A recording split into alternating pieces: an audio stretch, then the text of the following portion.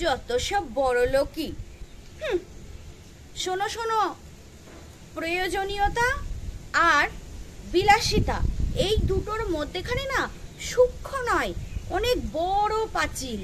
ঠিক আছে, এই জিনিসটা আমার প্রয়োজন, এটা ছাড়া আমার চলবে না, এটা একটা ইম্পর্টেন্ট ব্যাপার।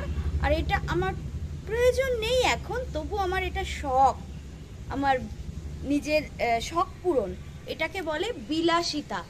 যখন তোমার টাকা উপচে যাবে, যখন তুমি ভাববে যে তোমার কোনো একটা বিপদ আসলে সেটাকে তুমি ওভারকাম করতে পারবে, তখন তোমার বিলাসিতাটা আসে। বুঝতে পেরেছো? সে সবার ক্ষেত্রে। এবং যারা এই দুটোর মধ্যেখানে বৃহৎ পাঁচিল তুলে না দেবে, তাদের ক্ষেত্রে এরকমই হবে। বুঝতে পেরেছো? আর পাবলিক তখন কমেন্ট করবে ফুটানি, বড়লোকি, বিলাসিতা, এগুলো কমেন্ট করবে। কারণ হচ্ছে তুমি পাবলিক ফিগার, তুমি পাবলিকের সামনে তোমার ভিডিও প্রেজেন্ট করে সেখান থেকে পাবলিকের দয়ায় তুমি টাকা পাচ্ছ, তাই না? পাবলিক নিঃস্বার্থভাবে তোমাকে ভিউজ দিচ্ছে। ঠিক বললাম তো? Hey guys, welcome back to my channel. আশা করি তোমরা সকলে খুব ভালো আছো, আর আমি বিন্দাস আছি।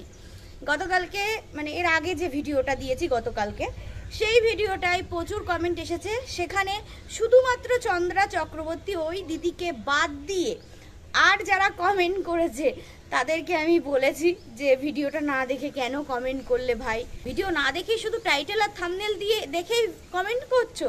দেখো, আমি যখন বলেছি যে আমি ভিডিও করব না, তার মানে করব না। বুঝতে পেরেছো?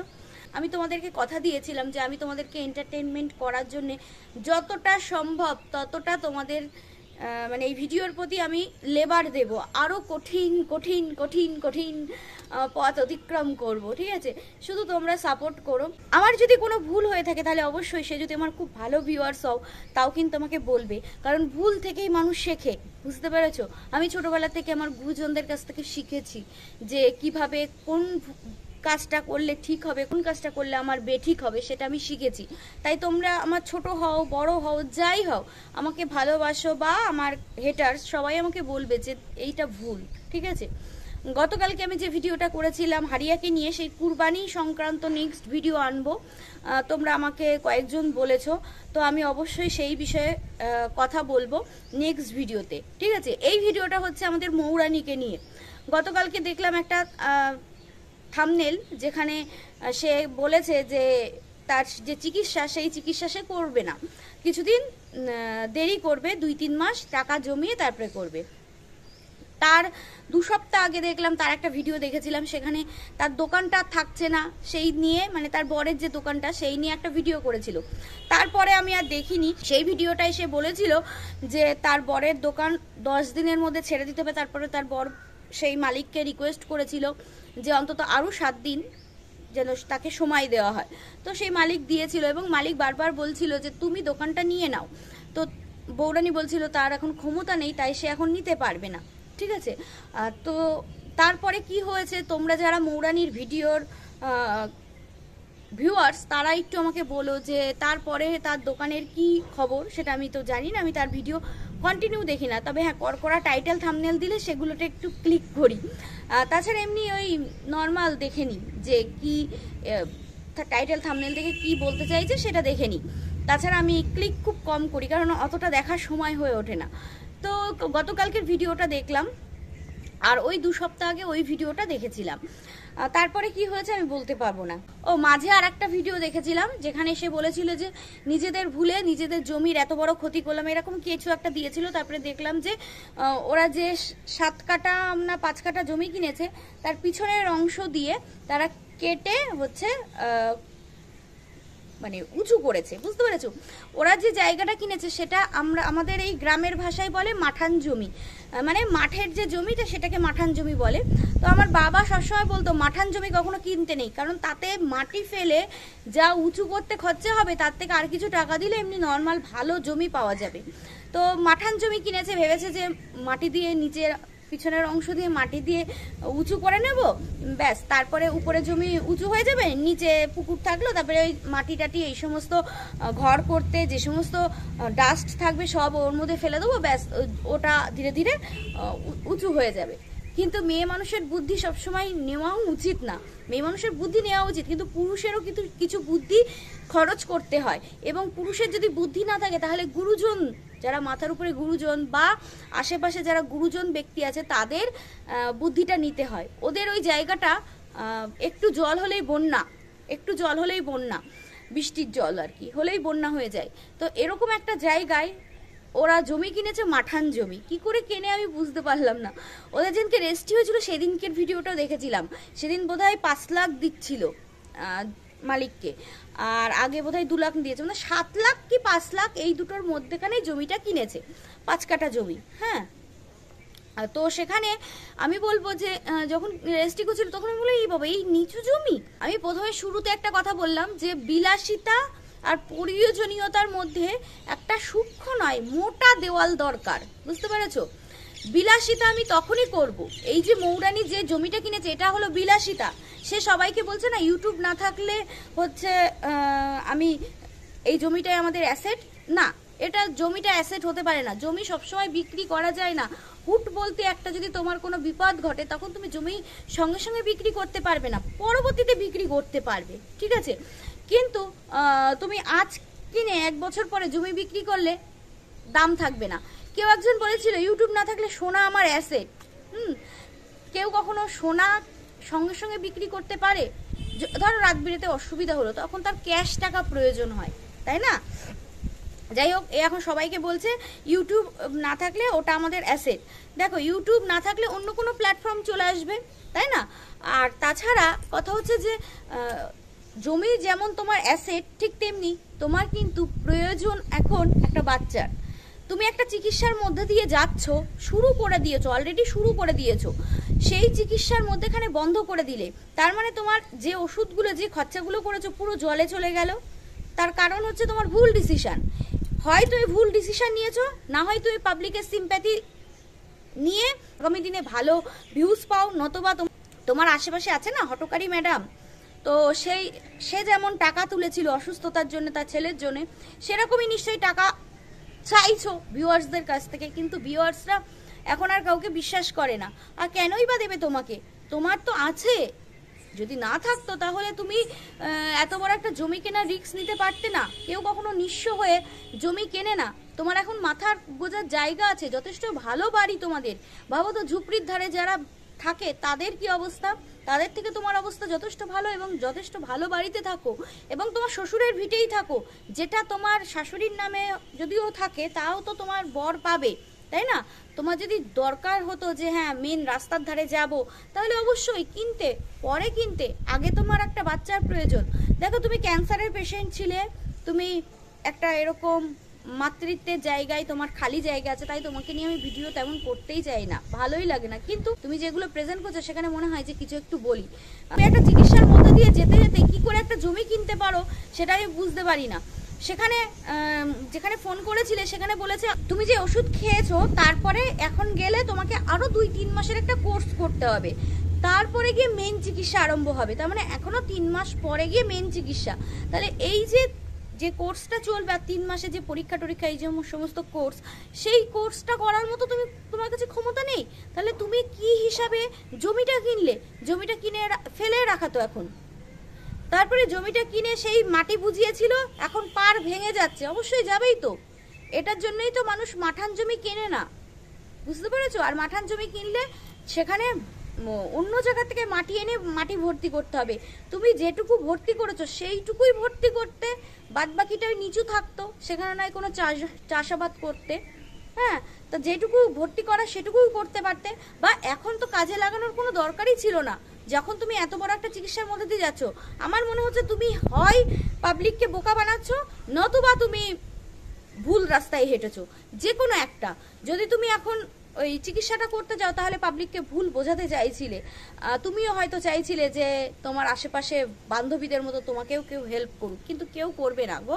তো তোমাদের আছে না থেকে তুমি এতটাও মানে নির্বোধ নাও যে তুমি সব কিছু ছেড়ে দিয়ে, সব কিছু ধ্বংস করে দিয়ে তুমি জমি কিনবে, বুঝতে পারছো? তুমি এতটা নির্বোধ নও।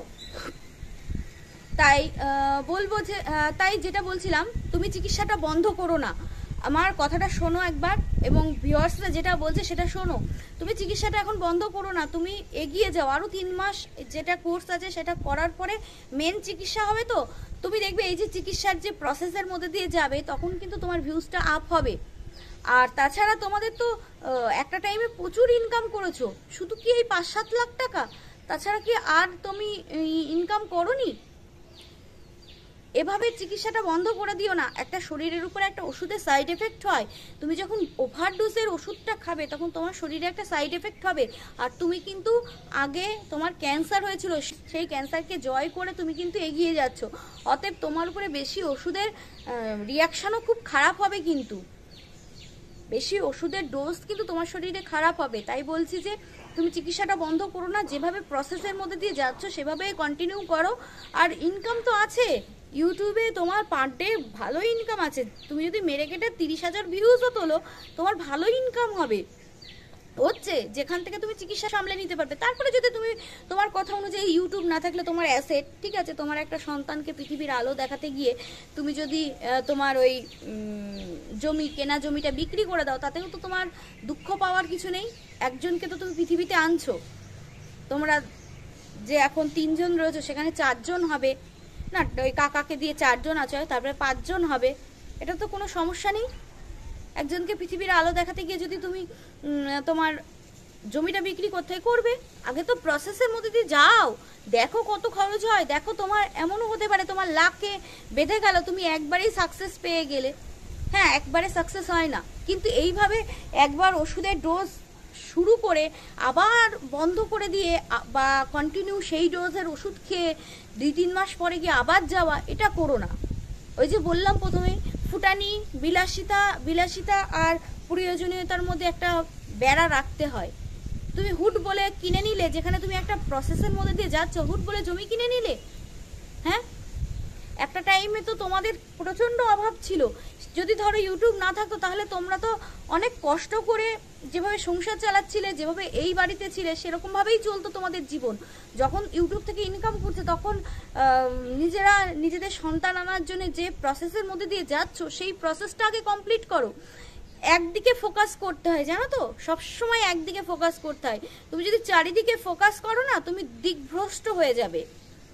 আমার এই দোতলাটা করার পরে আমি যে এই দোতলার জন্য যে লোন নিয়েছি, এখনো 6-7 মাস চলবে লোন। হ্যাঁ, তো আমার প্রত্যেক মাসে 7,000 টাকা করে কেটে নেয়। যখন কেটে নেয় না, তখন বুকটা ফেটে যায়। কি কষ্ট করে যে সংসার চালাই সে আমি জানি, আর আমার অন্তর্যামী জানি। তা আমি বলছি যে সবার বাড়ি প্লাস্টার হয়ে গেলো, আমি প্লাস্টারটা কবে করবো? মানে আমাদের সাথে সাথে যারা বাড়ি করেছে সবার বাড়ি প্লাস্টার করা কমপ্লিট, রঙও কমপ্লিট কিছু কিছু বাড়িতে। তো আমি বলি আমি কবে করব? আমার বাবা, আমার বর বলে যে সব দিকে ভাবতে, মানে আমার বাবা বিশেষ করে বলে ভাবতে যাস না, আগে ফোকাস একদিকে কর, আগে লোন শোধ হোক, তারপরে তুই কর। তখন আবার নিজের মনকে বোঝে, হ্যাঁ সেটাই ঠিক, আগে লোনটা শোধ হবে, তারপরে গিয়ে আমি আবার ঘরের কাজে হাত দেব। ঠিক আছে, কে কি করলো, কে কি না করলো, সেই দিকে ফোকাস না রেখে নিজের যেটা প্রয়োজন, আগে তোমার মানে চ্যানেলটা দাঁড়ানোর মূল কারণ হচ্ছে তোমার ক্যান্সার আর তোমার এই বাচ্চা না হওয়া। এই দুটো সিম্প্যাথি পাবলিক খেয়েছিল, ঠিক আছে? তাই পাবলিকের এই সিম্প্যাথিতে বারবার আঘাত দিও না, ঠিক আছে? জানি না তুমি আমার ভিডিওটা দেখবে কি না, তবে বলবো যে যে প্রসেসের মধ্যে দিয়ে যাচ্ছিলে না, সেটা কন্টিনিউ করে এগিয়ে যাও, ভগবানের নাম করে এগিয়ে যাও। কারণ তুমি একটা ক্যান্সার থেকে জয় করে উঠে আসা একজন মহিলা, তো তোমার উপরে বেশি ওষুধের এফেক্ট পড়াও খারাপ। এবার আবার বলবে যে হয়তো জ্ঞান দিচ্ছ, বড় ডাক্তার হয়ে গেছো। আমি বড় ডাক্তার নই গো। তুমি বলবে যে বড় ডাক্তার হয়েছে, আমি কোথায় বড় বড় ডাক্তারকে দেখাই? এটা বড় ডাক্তারের ব্যাপার নয়। আমার শ্বশুরমশাইয়ের ওখানে ডেন্টিস্ট বসে, তো আমি দেখেছি যে ওই ডাক্তারবাবু দাঁত তোলার আগে একটা ওষুধের কোর্স করে, ঠিক আছে? তারপরে দাঁতটা তোলে, তারপরে আলাদা ওষুধ। তার মানে এটা চিকিৎসার একটা পদ্ধতি, যে কোনো একটা মানে মেন জায়গায় পৌঁছানোর আগে তার পাশ দিয়ে ব্যারিকেড করে দেওয়া হয়, তাই না? তো সেই ব্যারিকেডটা বেশি দিন চলে না, তো না, তার এফেক্টটা বেশি দিন থাকে না। সেই ব্যারিকেডের যে ডোজটুকু, সেই ডোজটুকুই প্রয়োজন শরীরে, তার অত্যাধিক ডোজ হয়ে গেলে বুঝতেই পারছো। এর জন্যই বলছি, তুমি আবার বলো না যে বড় ডাক্তার হয়েছে। আমি বড় ডাক্তার নই, আমি আমার কমন সেন্স কাজে লাগিয়ে যেটুকু বলা সেটুকু তোমাকে বললাম। তুমি এই প্রসেসের মধ্যে দিয়ে যাচ্ছ, তুমি এটাকে কন্টিনিউ করো। আর এই জমি কেনাটা তোমার একদমই বোকামি হয়েছে, যদি তুমি এটা সত্যি কথা বলে থাকো। কারণ ইউটিউব জগতে এখন সবাই মিথ্যের পাহাড় নিয়ে বসে রয়েছে, তার প্রমাণ হিসাবে নেক্সট ভিডিও আসছে যে মিথ্যের পাহাড় নিয়ে কিভাবে ইউটিউব জগতে সবাই বসে আছে। তাই বলবো, তুমি যদি এটা সত্যি বলে থাকো যে তুমি শূন্য করে দিয়ে এই জমি কিনেছো, তোমার কাছে চিকিৎসা করার মতো পয়সা নেই, তাহলে তুমি খুব বোকামি করেছো। আর যদি তোমার কাছে টাকা থেকে থাকে তাহলে তুমি এটা কন্টিনিউ করো, না হলে কিন্তু খুবই মুশকিল হবে, ঠিক আছে? কারণ মা সবাই হতে চায়, না হলে তো তখন তো নেক্সট আছে যে হচ্ছে দত্তক নেওয়া। কিন্তু তার আগে তো নিজে চেষ্টা করতে হবে, একবার তো প্রসেসের মধ্যে দিয়ে যাও। কেন তুমি এই ভুট করে জমি কিনে বসলে? কম দামে কখনো লাভ করা যায় না গো, বুঝতে পেরেছো? তার মধ্যে কিছু না কিছু ফাঁক ফোকর থাকে। তাহলে তার ভাবো তো, যে জমিটা বিক্রি করেছে সেই তো মাটিটা বুঝিয়ে আরো বেশি দামে জমিটা বিক্রি করতে পারতো। এবার বলে তার হয়তো ক্ষমতা ছিল না, সেই জন্য মাঠান জমি বিক্রি করে দিয়েছে। তুমি কিনলে কেন মাঠান জমি? তুমি কিনলে কেন যখন তোমারও ক্ষমতা ছিল না? জানো যে তোমাদের ওখানে একটু জল হলেই মানে গর্ত ভরে যায়, সেখানে হচ্ছে বন্যা হয়, সেখানে তুমি ওই পিছনের অংশ কেটে এই সামনের অংশ উঁচু করেছো, পিছনে ধস নেমে তো সেই মাটিগুলোও কেটে নিয়ে চলে যাবে। যাক, ভিডিওটা এখানেই শেষ করছি, টাটা।